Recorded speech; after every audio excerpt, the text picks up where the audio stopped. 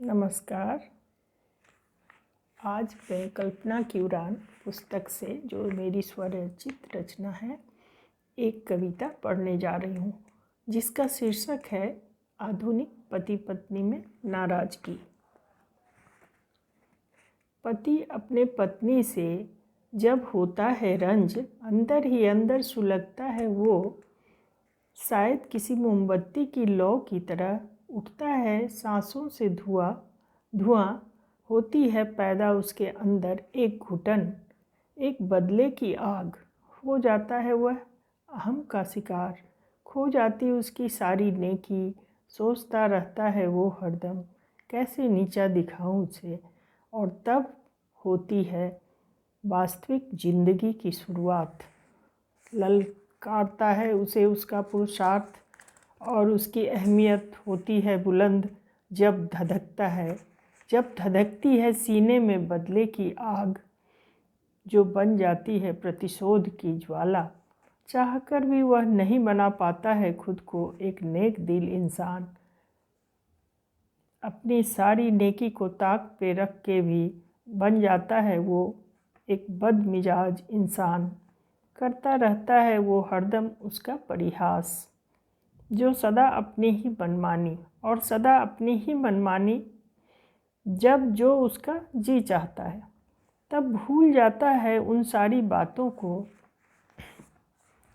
उन सारे मधुर संबंधों को जो शादी के तुरंत बाद ही उसे मिला होता है। कभी जिसकी बातों से उसे हुआ करता था मिश्री के घुलने सी मिठास का आभास, अब वही आवाज़ बन जाती है इस कदर कड़वी, मानो वो बस करेले की भाजी से रिखी हो। कभी उसे लगती थी किसी अप्सराओं की खूबसूरत, अब वो उसे दिखती है ऐसी मानो वो हो किसी डायन की मूरत। कभी जिसके मिलने से उसके सारे गम हो जाते थे काफूर, अब उससे नज़र मिलते ही पति महोदय की क्रोध की ज्वालामुखी जाती है फूट। कभी जिसकी संवेदना की कोमलता के एहसास से वो अंदर तक हो जाता था भाव विभोर, एक अजीब सी गुदगुदी पैदा होती थी उसके अंदर, जिनसे पनपते थे ढेर सारे प्यार। अब उसी की कर्कशी आवाज़, मटमैली सी धोती, हाथ पाँव की फटी बिबाई, धसी हुई आँखें उसे कर देती है अंदर तक भयभीत। सवाल उठता है उसके दिल के अंदर, क्या यही है नारी की असलियत? अरे ये तो गनीमत है कि वो उसके बच्चों की माँ है, वरना कब का निकाल दिया होता उस चुड़ैल को घर से बाहर, अगर करती न वो उसके बच्चों की परवरिश।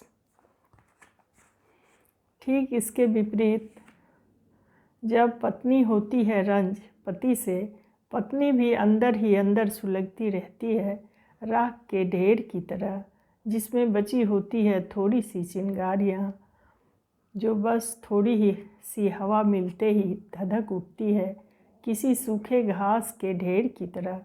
मानो वो अपने दिल की घुटन को व्यक्त करने को कब से तड़प रही हो, अपने दिल के बोझ को हल्का कर लेने को कब से तड़प रही हो। क्योंकि उसमें कमी होती है धैर्य और साहस की, वो तो सदा से अबला की श्रेणी में ही आती है। यूँ तो बेहद कमज़ोर और असहाय सी है नारी, लेकिन जब भी उसके अंदर जगती है ईर्ष्या और स्पर्धा की आग, तो बन जाती है वो एक रणचंडी। कमर कस के तैयार हो जाती है वो भी प्रतिघात के लिए, मैदाने जंग में खड़ी वो नरसंहार के लिए। तब उसे पुरुषों की अधीनता स्वीकार नहीं होती, सारी मर्यादाओं की सीमा लांघ कर वो आगे बढ़ जाना चाहती है, कुछ कर दिखलाना चाहती है। तब अपनी हीनता को भी बदल देती है वो स्वाभिमान में। शालीनता जो नारी की सबसे बड़ी आभूषण होती है, तब उसे नहीं भाती। वो शर्मो हया के लिबास में लिपटी रहना पसंद नहीं करती।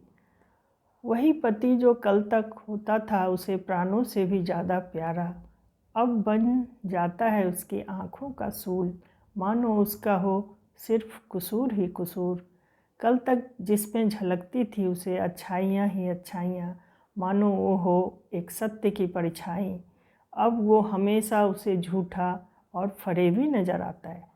अब उसे उसकी दिलेरी भी नहीं भाती, जो शादी के बाद के दिनों में उसे अंदर तक भिगो देती थी, खुशियों से महका देती थी, वो नहीं भाती। बल्कि उस पर होता है उसे हमेशा शक। जो कल तक लगता था उसे कोई देवता, अब वो दिखता है उसे अत्यधिक कठोर और कर्कश, मानो वो हो किसी दानव सा, मानो वो हो नीम सा सरीखा तीता, तीता हो नीम सरीखा। धन्यवाद।